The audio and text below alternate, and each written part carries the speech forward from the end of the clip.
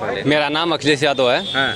और मतलब आपका भी नाम अखिलेश यादव? बिल्कुल, मेरा नाम अखिलेश यादव है। की स्थिति में अब दोबारा प्रधानी भी नहीं लड़ पाएंगे, हमको लग रहा है। ऐसा लग रहा है? ऐसा लग रहा है कि अब वो प्रधानी भी नहीं लड़ पाएंगे। अब कैबिनेट मंत्री बने, नेता में लोकसभा में नेता प्रतिपक्ष बनाई, राज्यसभा भेजी, तो उनको भी तो इन्होंने धोखा दिया। इस प्रकार से अगर मायावती कहीं अगर अपना कैंडिडेट अगर यहाँ उतारती तो क्या जो है कि सपा के खेमे को कोई नुकसान होता? नमस्कार, इस मामले उत्तर प्रदेश राज्य के मऊ जिले के घोसी विधानसभा में है। जैसा कि 8 तारीख को मतगणना होनी थी और प्रचंड बहुमत से 42,000 लगभग वोटों से विजयी घोषित हो चुके हैं सपा के जो कैंडिडेट थे। फिलहाल हम लोग सपा के कार्यालय पर हैं और देखिए जो समाजवादी के सिपाही हैं, देखिए हमारे साथ तमाम लोग खड़े हुए हैं। फिलहाल हम लोग जानने का प्रयास करेंगे कि जिस प्रकार से ये चुनाव था, कहीं ना कहीं ऐसी आप लोग को स्थिति लग रही थी कि कांटे की टक्कर है। क्या नाम हुआ आपका सबसे पहले? मेरा नाम अखिलेश यादव है। हाँ। और मतलब आपका भी नाम अखिलेश यादव? बिल्कुल, मेरा नाम अखिलेश यादव है। हम मऊ वाले अखिलेश यादव के नाम से लोग जाने जाते हैं हम। अच्छा। जी हाँ। तो यहाँ टक्कर की बात आप कर रहे हैं सर, यहाँ पे कोई टक्कर नहीं थे। हाँ। यहाँ लोग घर का लाल सुधाकर को मूड बना लिए थे कि हम भारी वोट से जिताएंगे और जिता भी दिया। ओम प्रकाश राजभर जी के मुंह पे कालिक भी पोत दिया। और दारा सिंह तो चुनाव लड़ने की स्थिति में अब दोबारा प्रधानी भी नहीं लड़ पाएंगे, हमको लग रहा है। ऐसा लग रहा है? ऐसा लग रहा है कि अब वो प्रधानी भी नहीं लड़ पाएंगे। अब उनकी जो स्थिति हो गई है कि धोबी कुत्ता घर का ना घाट का, वो कहीं का नहीं हुए, ना इधर के हुए ना उधर के हुए। जैसे जो दल बदल करके जाते हैं, कभी इस पार्टी में कभी उस पार्टी में, इनके लिए क्या कहना चाहेंगे? तो उन्हीं के लिए तो ये घोसी की जनता उन्हीं को तो सबक दी है कि अब दल बदलुओं का गुजारा नहीं होगा। अब कोई भी इस पार्टी से उस पार्टी में जाए, उस पार्टी से इस पार्टी में आए, तो अब उन लोगों का गुजारा नहीं होने वाली है। ये घोसी की जनता ने संदेश दे दिया है कि अब इन लोगों का गुजारा नहीं होगा। 2024 के चुनाव के लिए क्या संदेश देना चाहेंगे अपनी पार्टी की तरफ से? देखिए, हम लोग सेमीफाइनल जीत चुके हैं, अब फाइनल की बारी है और फाइनल इससे 4 गुना तेज रफ्तार से हम लोग चलाएंगे और जीतेंगे भी। हम कम से कम 2 लाख वोट से हम लोग चुनाव जीतेंगे। अगली बात जी। चलिए, फिलहाल देखिए अखिलेश यादव हमारे साथ थे और इसमें घोसी की जनता ने निर्णय दे दिया है कि अगर आप इधर उधर पलटी करते हैं, यानी कि इस पार्टी से उस पार्टी, उस पार्टी से इस पार्टी में आते हैं, तो जो जनता है वो आपको सबक सिखाने वाली है, जिसका साक्षात आपने यहाँ पर घोसी विधानसभा में उसका उदाहरण देख लिया। फिलहाल एक लोग और हमारे साथ हैं जो कि समाजवादी कार्यकर्ता हैं। क्या नाम हुआ आपका? आलोक सिंह, प्रदेश सचिव युवजन सभा जी।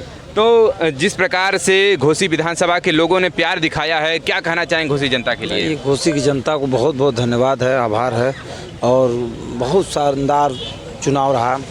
ये चुनाव लोगों को सबक सिखाने का चुनाव था। ये उन लोगों को रास्ता दिखाने का था जिनको ये घमंड था कि मैंने कभी हारा नहीं। ये उन लोगों के लिए सबक सिखाने का चुनाव था जिन लोगों ने जनता को मूर्ख समझा, जनता का अपमान किया। जनता ने जिसको विधायक बनाया, 15 महीने बाद वो दोबारा आया जनता के बीच में। जनता ने कहा कि जनता सर्वोपरि होती है। 40 कैबिनेट मंत्री, 2 डिप्टी सीएम, 10 से 20 से अधिक से विधायक, उसके बाद इस तरह का मतलब ऐसा प्रेशर बनाए लोग, लगा कि साला जैसे चुनाव किस तरह का है। लेकिन एक बात जान जाइएगा, जनता के ऊपर आप जो है दबाव से वोट नहीं ले सकते हैं, दिल में बस के वोट ले सकते हैं।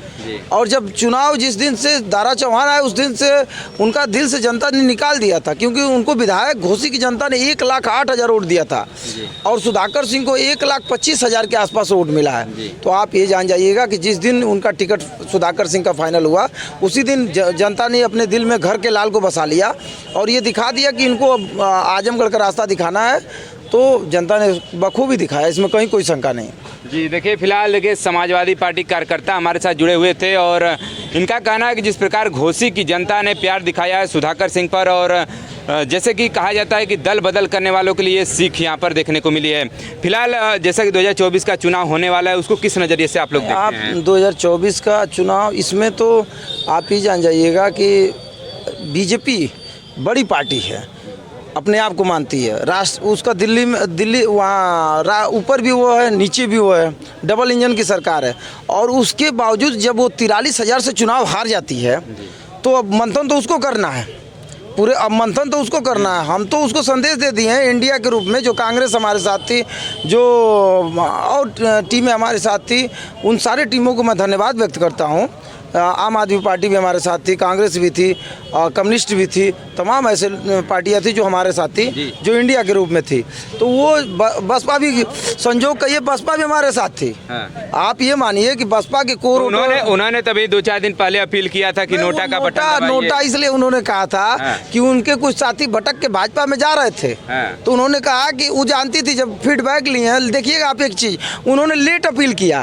वो अपील करना होता तो पहले कर दी होती, उन्होंने अपील लेट किया। जब वो फीडबैक ली घोषी से, तो उनको ये रेशियो गया कि यहाँ के 70% जो हमारे चमार भाई हैं, 70% दलित बस्ती के लोग सुधाकर सिंह के पक्ष में जा रहे हैं, तो उन्होंने, और 30% भाजपा को जा रहे हैं। जब वो सोची कि 30% भाजपा को चले जाएंगे, तो उन्होंने तुरंत अपील किया, क्योंकि बहन जी का ही देन है कि आज दारा सिंह चौहान विधायक बने, कैबिनेट मंत्री बने, नेता में लोकसभा में नेता प्रतिपक्ष बनाई, राज्यसभा भेजी, तो उनको भी तो इन्होंने धोखा दिया। एगो देहात में कहा था कि कुल चौरी पर उतु कहते तो वह हाल ही उनको कोनो चौरी छुटल ना, डबल डबल घूमत हो।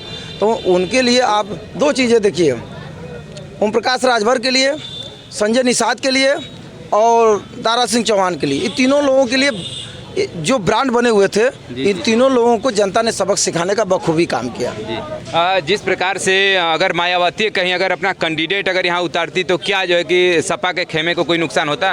देखिए, समाजवादी पार्टी पिछली बार भी लड़ी थी, जब दारा सिंह चौहान लड़े थे तो उसमें बसपा से चुनाव लड़े ही थे, उसमें से बसपा से चुन्नू भाई चुनाव लड़े थे, वसीम भाई, तो तब पर भी तो सपा जीती ही थी। लेकिन उनका सहयोग ये रहा कि जो हमारी लीड है 43,000 की, वो लीड जो है बसपा ने हमको दी है।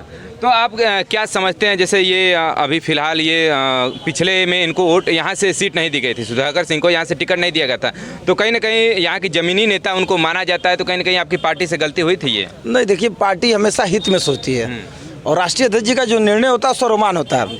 पार्टी ने ये सोचा कि भाजपा बैकवर्ड कार्ड खेल रही है, पार्टी ने ये सोचा कि अपने आप को, ये कैबिनेट मंत्री थे, इस्तीफा दे के आए थे, इनका एक सम्मान बचाना था, तो पार्टी ने इनको दिया कि चलिए आपको सम्मान बचाना था, आपकी इज्जत बचा दी।